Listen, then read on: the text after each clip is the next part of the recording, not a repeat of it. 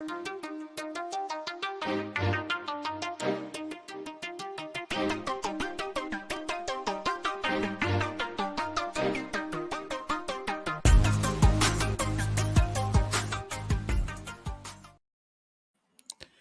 going on, guys? Your boy Grabby here, and we are discussing the World Cup yet again. It has been a tournament full of surprises, full of great goals, full of moments, good and bad. And I can assure you, for everyone who's seen this, it has been an insane tournament. It has been a tournament of unexpected victories in different ways, and of course, some of the usual suspects disappointing in some very strange ways. I can't even begin to tell you the surprises and the emotions that ran through a lot of people.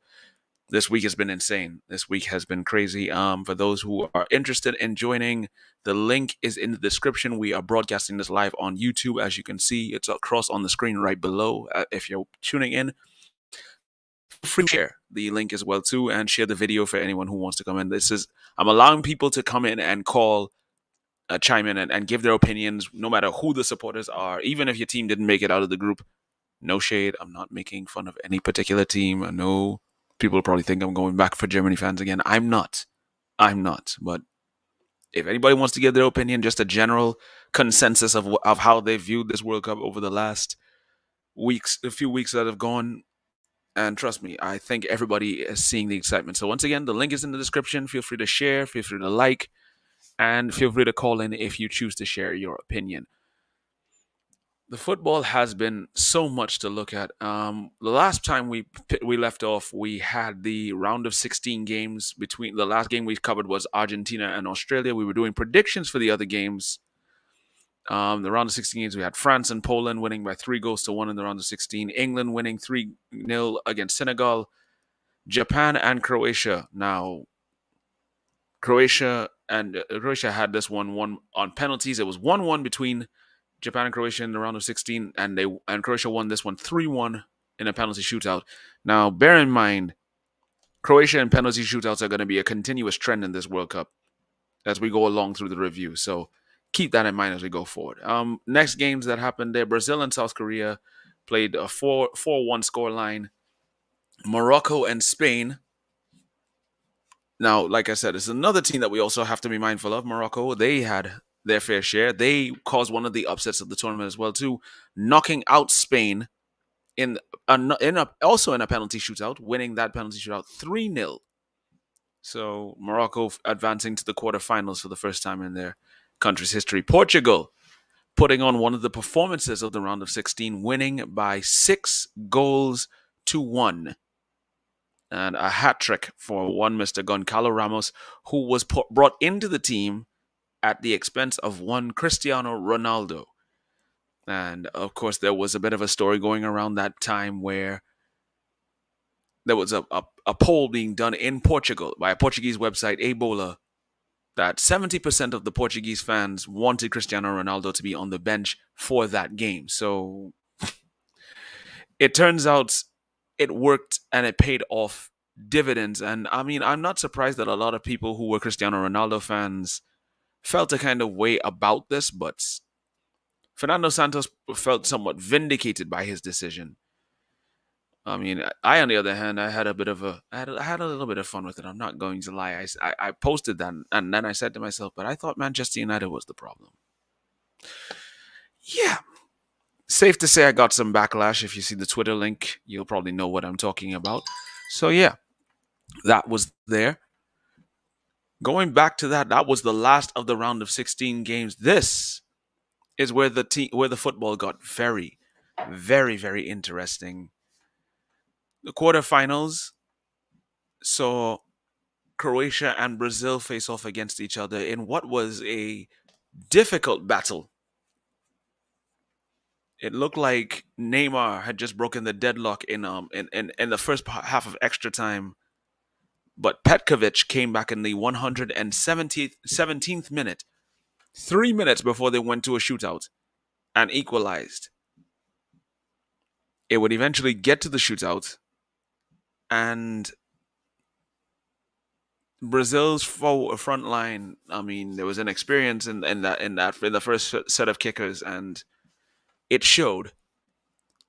Croatia eventually ending up winning 4-2 on penalties.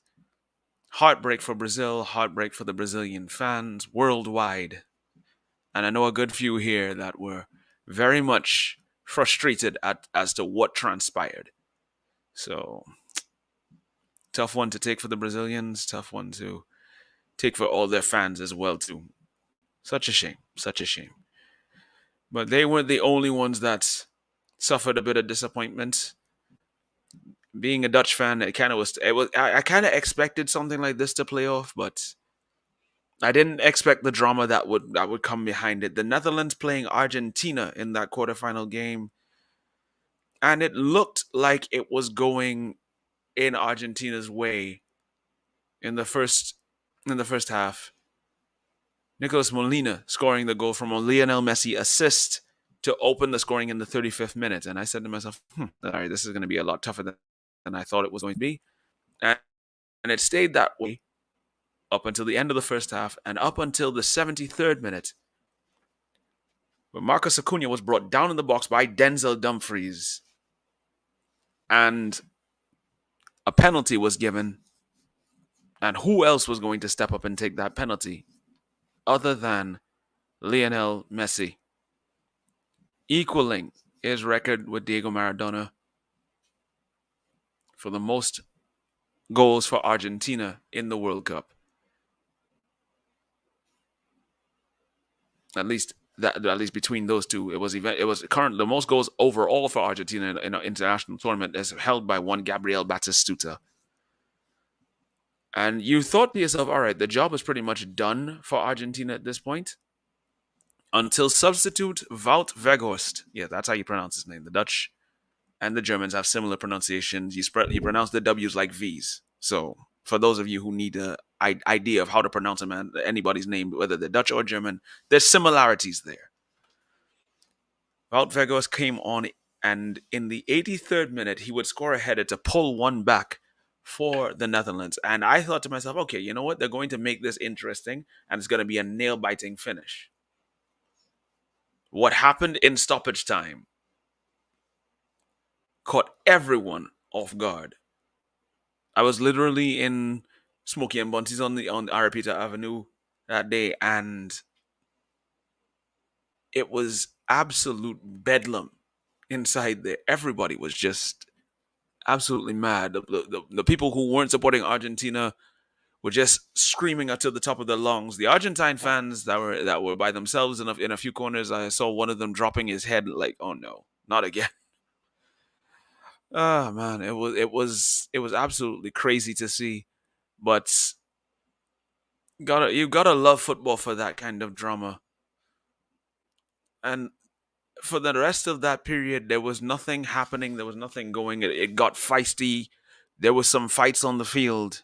I must say, it was so much drama that took place. And then when the shootout came, Argentina had probably the best start.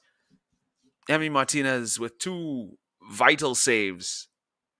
Argentina would take a 2-goal lead in that shootout, but then Netherlands would wake up in the shootout and they would score. And I also Argentina would score a third. And you figured when Molina himself would come back up again. Actually, no, it was Montiel who had to come and score a kick that would have killed off the whole thing earlier, but not happening. He hits the post. Argentina get a lifeline. They equalize, and they needed Lautaro Martinez to miss. Had he not, if he scored, Argentina were going through. He scored. Argentina are through to the semifinals of the World Cup. They are aiming to go one better than their performance in 2014 when they made it all the way to the final, unfortunately, not lifting the big one. Let's see what happens this time around. And they were not the only, and the ups and the moments of drama would continue. Morocco would play Portugal in their quarterfinal. If I tell you, no one saw this coming. No one. I mean, no one saw this result coming today. Yusuf El Nesri with the goal in the 42nd minute was the deciding goal for Morocco. Now, a lot of people will probably find this a bit controversial because they're saying that this is all on Portugal's coach Fernando Santos because of one talking point. For the second consecutive game, he benched Cristiano Ronaldo. Now, I know the arguments that can be made for things like this because they're saying, "Oh, he's the best goal scorer. He's the all-time leading goal scorer in international football. He would have probably brought something a bit different if he was in the attack." But having said that, let's not forget that this is a team that scored 6 goals against Switzerland without him in the lineup. So Fernando Santos would have probably felt dignified by that decision because the previous result would have felt like he was justified in making that. And like I said, Cristiano Ronaldo's 37 years old. The amount of energy and the amount of ability that he would have to run at it. I mean, and his form coming into this competition in itself speaks volumes about it. He has a goal, but it's a penalty kick. From open play, he's had chances, he's scooped over the bar, he's missed chances. It has been a World Cup to forget for Cristiano Ronaldo. Why are we making this an issue? Why are we trying to make it seem as if that it was an agenda against Cristiano Ronaldo to leave him out of the squad? Maybe Fernando Santos felt like this was the best decision to make. Maybe, just maybe, he realizes that with Ronaldo on the field, it becomes a bit one dimensional. And I know a lot of people would say that he adds a bit of more of a life to the team when he's on the field. More defenders are drawn to him. Be that as it may, with Cristiano Ronaldo on the field, there's a lot of times you want that things will become one dimensional, and that's probably why he did it. But I'm not here to dwell on Cristiano Ronaldo. I'm not here to dwell on the coaching decisions. But everybody will have their opinion on these things. It is what it is. The most we can say at this point is that congratulations to Morocco for making history. The first African nation to make it to the semifinals of a World Cup. How many times have we heard anything along those lines? How many times have we seen African countries make it this far? We've seen the likes of Ghana fall short. We've seen Cameroon. We've seen Nigeria. We've seen the Ivory Coast at times try to make a name for themselves and nothing. I think that's what the focus should be on. Not on Cristiano Ronaldo, not on him storming off on the pitch, not on Fernando Santos not picking him. We need to give credit where credit is due. And Morocco, for their performance, that I believe is what should be the talking point. For the Cristiano Ronaldo fans who feel disrespected, this is pretty much what your GOAT looked like yesterday.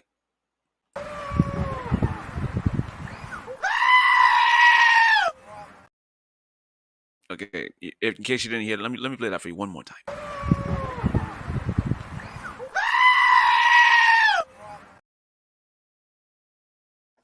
Yeah, that's pretty much what went down. So, for anybody who feels any kind of way about it, this is my feelings about it. Should I care? Yeah, nope. That's what it is.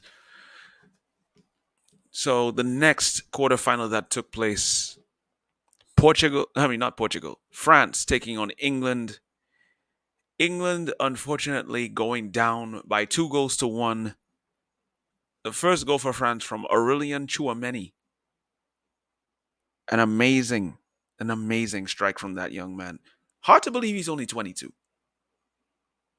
He looked like he's been playing for so long, but he's been involved in football at the top flight for so long. Monaco Monaco Academy graduate, now playing at Real Madrid. Not getting much games, but After a strike like that, you can clearly tell he has a bright future ahead of him. It's such a shame. It's such a shame. It's such a shame that England could not muster up enough to get back in. They couldn't do enough to really get to make this too competitive. But they did have a moment where they equalized. Harry Kane with a penalty, and this would not be and that wasn't the only time he would get that opportunity to do that. But before he could do it, one of the elder statesmen of the French national team, Olivier Giroud, who recently became France's all-time leading goal scorer, would come up big with a crucial header to restore France's lead and make sure that they secured their passage to the semifinals.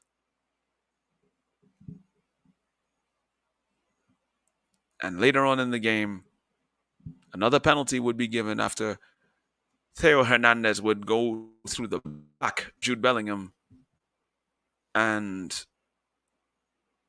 Harry Kane was facing his Tottenham Hotspur teammate in Hugo Lloris.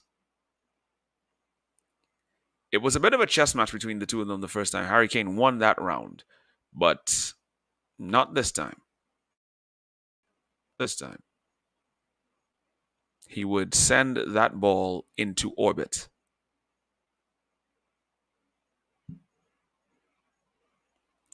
A moment that he will rue probably for the rest of his life, believing that was probably his best opportunity to allow England to get to another semi-final.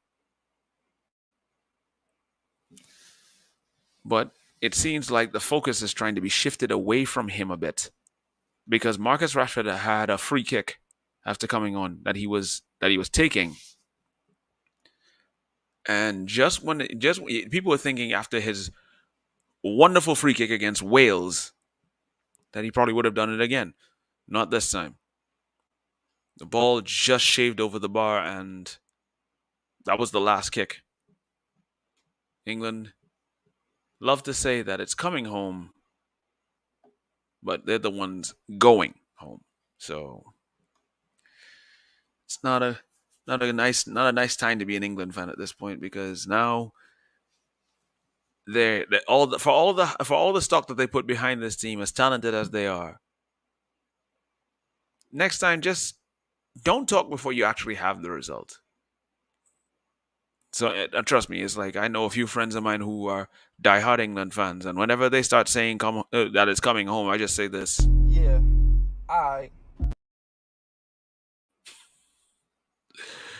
no disrespect, no disrespect to the England fans whatsoever. I mean, back your team. That's what you're supposed to be doing. That is what you're supposed to be doing. It's a hard one. It's a hard one to take. Nobody likes to lose. Nobody likes to see their team bow out. Nobody likes to see their team embarrassed. But that's the reality of the situation at this point in time. So we went from 32 to 16 to 8, and then there were 4. Those 4 will have to become 2, and like they say in the Highlander show, in the end there can be only one. So we have our semifinalists already lined up. It is going to be Morocco versus France and Argentina versus Croatia. And of course, the probability of these two, we look at France versus Morocco first off. The win probability for France is 64%. Morocco have been given a 13% chance, and there's a 23% chance that it could go into extra time.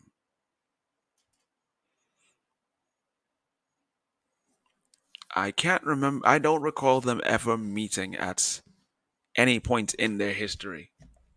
There's no previous history between these two.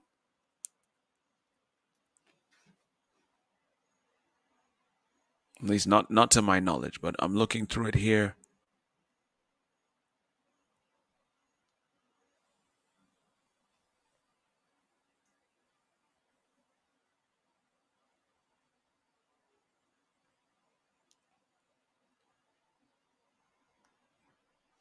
They have not. Like I said, the last time they have met was back in 1963. There were 11 previous meetings. In fact, sorry, my apologies. They've actually met on 11 occasions, and Morocco have only beaten them once, and that was in 1963. They haven't met in over a decade. That was a 2-all draw. That was back in 2012.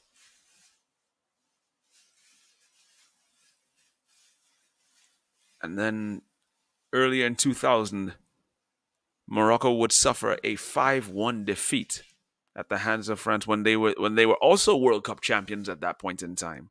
So there's a good bit of history there, but as regards the actual World Cup meetings, they'd never really played on this grand stage before, so this will be their first ever meeting in this big tournament. And I have to agree with what everybody's saying. A lot of people believe that this should be a walk for France. So, but given what's taken place, I mean, you'd be hard pressed to underestimate Morocco in that regard because they have proven that they are capable of doing anything. They haven't lost a game in this tournament so far. They haven't conceded a goal, barring an own goal, within the group stages. They've beaten Spain. They've beaten Portugal. It's kind of hard to overlook Morocco that easily now.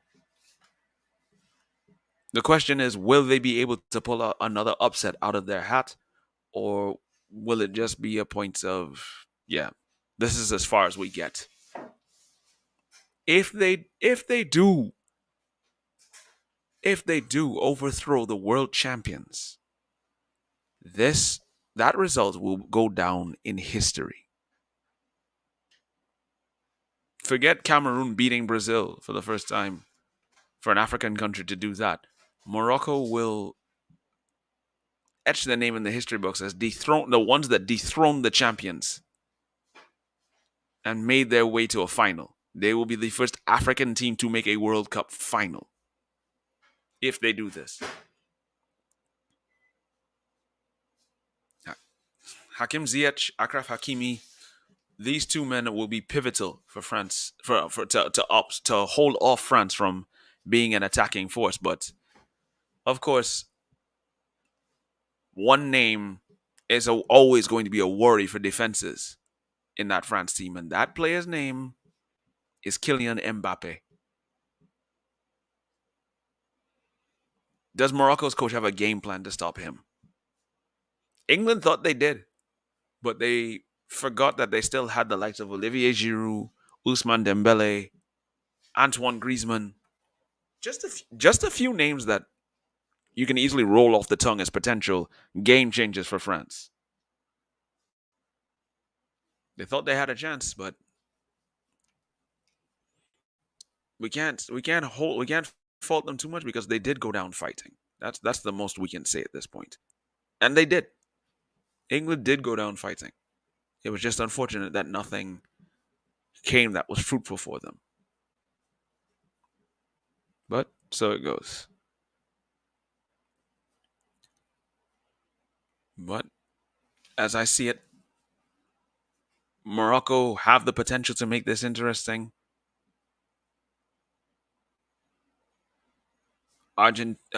France can just cruise if they choose to, but it's a matter of how each team approaches this game. Nothing's certain, nothing's guaranteed. So these two teams have to be cautious of each other because we don't know what's going to happen. This World Cup has been full of upsets, and I'm here for it.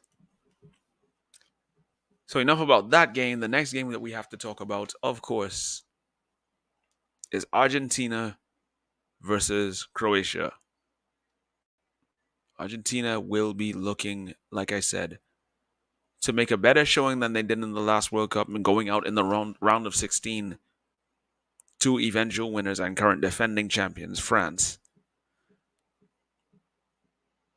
These two have a head-to-head history in the World Cup before. They faced each other in the 1998 World Cup, Argentina winning that one by a goal to nil. Prior to that, they faced each other in 2014 in a friendly. Argentina also winning that one 2-1. The last World Cup, which was their last meeting against each other, it was a 3-0 victory to Croatia. Goals from Ante Rebic, Luka Modric, and Ivan Rakitic. Those were the deciding factors on that day. Argentina fans will not want to have history like that repeating itself. They will want to get to the final, and Croatia stand in their way. So as it stands, we've seen the head-to-head record. It is 2 wins to 1 in favor of Argentina. And even the win probability gives Argentina the edge. 54% win probability for Argentina. A 27% chance of it going to extra time. And I find this disrespectful to Croatia, but they've given Croatia a 19% chance of winning. Croatia, like Morocco, have not lost a game, and they've only conceded one goal.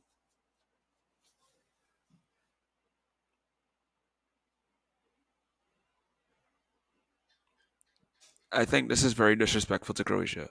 Let's not forget Croatia made the World Cup final last year. They were the runners up against France.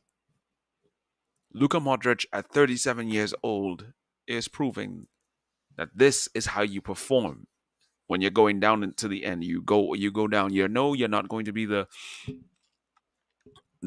figure that's going to control everything, especially with the position that you're in. So you let the other younger players do their thing, but you become an orchestrator. You're not going to be the star man. You're not going to be the headline maker, but you're captain. You do your part, and Luka Modric shows you how classy he can be. He knows what it's like to be in that final, but so does Lionel Messi. So this is a battle of two great number 10s. Obviously, this will be both of the last World Cups, so it depends on who goes further than who at this point. That remains to be seen. A lot of people will say that the signs point in Argentina's direction, but you'd be foolish to count Croatia out. I'm saying that right here, right now. It would be very silly of you to think that Croatia cannot cause an upset here. So I would tell you to be very cautious when you make your decisions on who you think is going to win this one. Me? I'm just gonna watch that game and see what plays off because I can't I can't make up my mind as regards who's going to do what. But let me know what you guys think. Who do you think is going to win this game? Do you think Argentina is going to win? Do you think Croatia is going to win? The link's in the description if you choose to come on and share your opinions. It's gonna be a tough one to call. Like I said, we can have some fun with this. I know one thing's for sure. Like I said before, this World Cup has been extremely, extremely unpredictable, and I love every bit of it. To everyone who thought that their favorites are going to make it to the finals, tough one. For those of you who are glad to see the way this is playing out, enjoy it. This is the beauty of football. This is why it's called the beautiful game.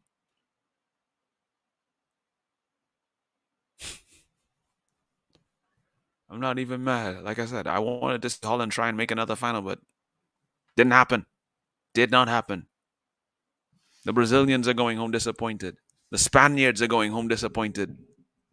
The Germans went home disappointed early.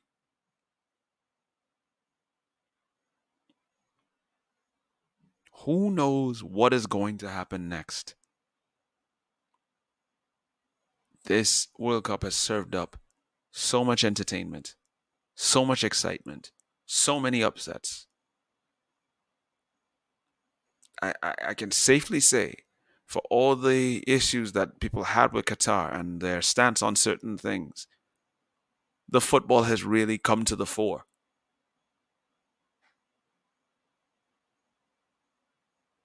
That's how I look at that. And for me, it's tough to look at any other way. It's tough to think that this won't get any better. This won't be any better. But just when you think it can't, we can get a few surprises along the way. All I can say is strap yourselves in because I believe we're in for a bit of a finale. With that, I will have to call it here, everyone. I appreciate everyone who's tuning in. For those who will who may leave a few comments afterwards, I appreciate y'all. We're gonna have some fun. I'm gonna be doing this again soon. Hopefully, I can get to do a video before the game start. I want to try and at least do one a reaction after the semifinal matches. Get your take on it. Shout out to Kemi Ibel as well too. But like I said, we're gonna have some fun for these next few games. Like I said, strap yourselves in. Strap yourselves in because we're gonna have a finale that we probably will never forget. But for now, I must bid you all adieu. Thank you for tuning in. Thank you for listening. I'm gonna leave you with a few laughs here. All right, Brazil, please find your seat on the plane, please, and thank you. Next up, Portugal, time to go home. Find your seat, please. It's a pity you couldn't do that on the pitch today. Sit down. Next up, England.